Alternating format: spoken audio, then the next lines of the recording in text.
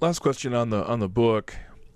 It's interesting, Tim. I didn't sense much of your personal experience with this subject in the book. It's it's a very personal topic, but it must have been a conscious choice on your part to not use much personal narrative in it.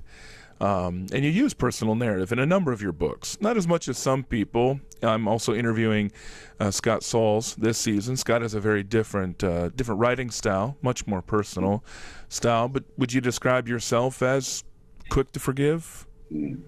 How do you see yourself in this? I'm a peacemaker because I'm an oldest child, and maybe that's not the only reason. But I am a little too, I would say, if I'm a little too quick to forgive and then not confront. Okay. Others are too quick to confront and not really forgive. Remember, that's David Pallison said, you're supposed to both forgive and then confront. Yeah. Out of that forgiveness, so that you're now no longer going after them and confronting them for vengeance, but just for their sake. If you don't forgive, you're going to confront them for your sake. If you do forgive, then you can confront them for the Lord's sake and their sake. That's the idea. And I would say that whereas I have not had a problem in forgiveness, forgiving other people who wronged me, that hasn't been a big issue. Yeah. My bigger problem has been more on the going to people and saying, you did something wrong. Somehow, I don't know that I guess it could. I probably had a couple places where I could have stuck that in there. It would have been easier if I had a good narrative about saying, this is something that was done to me. Yeah. And this is how I was so angry, and this is how I got out of it. That's a much more compelling story. Yeah. Than to say I ordinarily tend to chicken out when people wrong me and not tell them about it. And I don't know, that just didn't, Colin, it didn't feel like that was all that helpful. Now, you might say, well, you're also covering up your sin. That's true, perhaps. But I also, that's I could have said that, and maybe I should have, and now I have. You got me to say it on this podcast, that's my,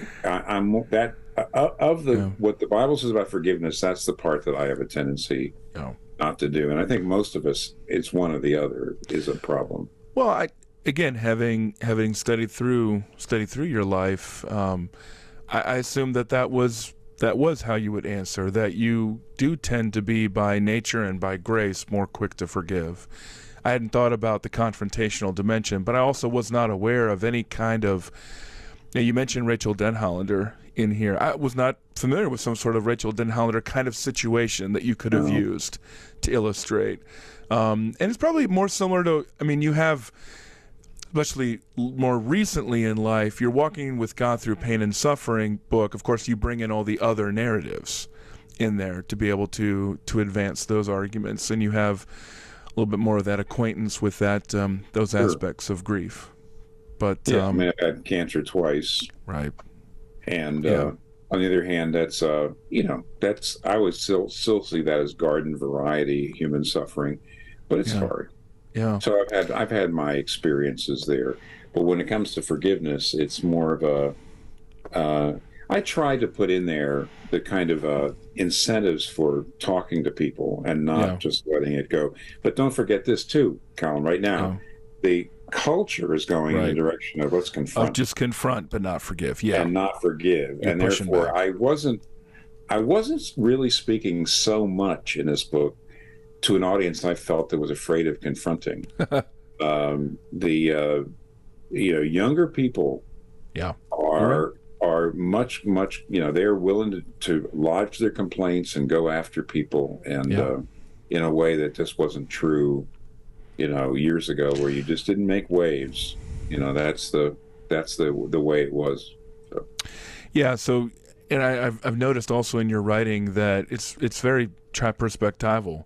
And there's a strong situational dimension to this. I was just thinking about how you handle the different dimensions so well, but there's a strong sense of writing for this moment.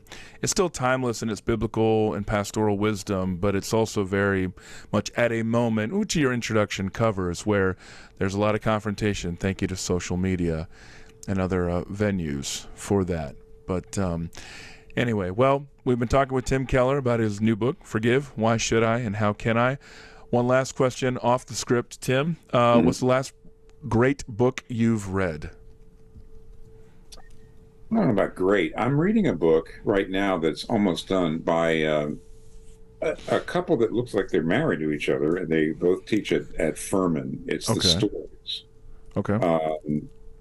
And I've forgotten their first names, but it's called Why We Are Restless. Okay. It's a Princeton University book. It's so it's an academic press, but it's really accessible. And it's looking at four French thinkers. It's really looking at Montaigne, Pascal, Rousseau, and what was the fourth one? It's just, I'm only halfway through the book. It's Haven't gotten to him yet. Book. No, wait a minute. And well, there we are. Anyway, last great book, and he doesn't remember. Actually, I'm halfway through it, and it's the very, very, very most recent book. It's a book by two people that feel to me like they might be Catholic Christians. I'm not sure who the authors are.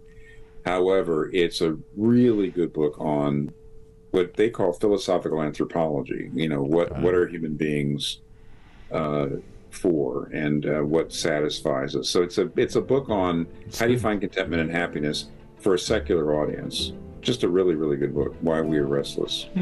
So take a look at it. I think it's also, believe it or not, a pretty fast read. Okay. Pretty fast read. So there you go. Another recommendation on top. Check out Tim Keller's new book, Forgive, Why Should I, and How Can I? Thanks, Tim. You're welcome.